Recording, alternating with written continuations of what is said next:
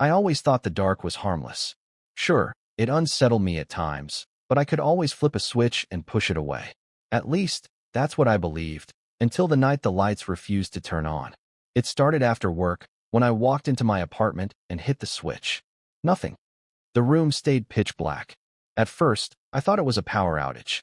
But the streetlights outside glowed through the window, and I could hear the hum of my refrigerator. Everything else worked, except the lights. Annoyed, I used my phone's flashlight to move around. The beam cut through the darkness, but the shadows it created were strange. They didn't move the way shadows should. When I shifted my phone, some shapes seemed to linger just a second too long. I told myself it was just exhaustion, but then I heard it. A shuffle from the corner of the room. I froze. The light from my phone trembled in my hand as I raised it. Nothing was there. Just the couch, the table, the chair by the wall. But deep inside, I knew I wasn't alone. The next night, it happened again. None of my lights would turn on, no matter how many bulbs I replaced. Only my phone's flashlight kept the dark at bay. That was when I began noticing things.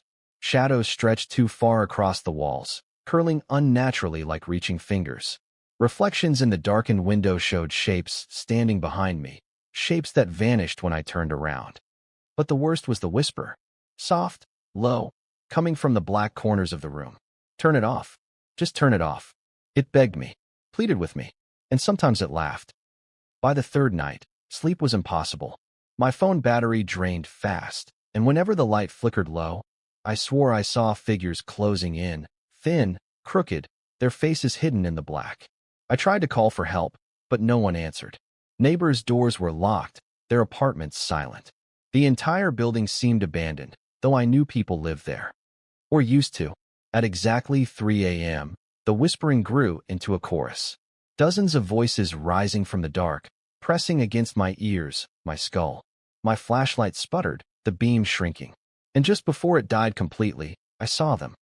Dozens of pale faces staring at me from the shadows.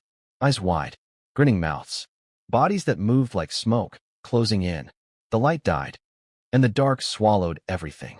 When I woke, I was lying on the floor. The lights were still dead. My phone was shattered beside me, its screen cracked and useless. But I wasn't alone. I can hear them now, breathing in the corners of the room, waiting. I don't think they want me to turn the light on anymore. They want me to get used to the dark. Because in the dark, they live. And soon, I will too.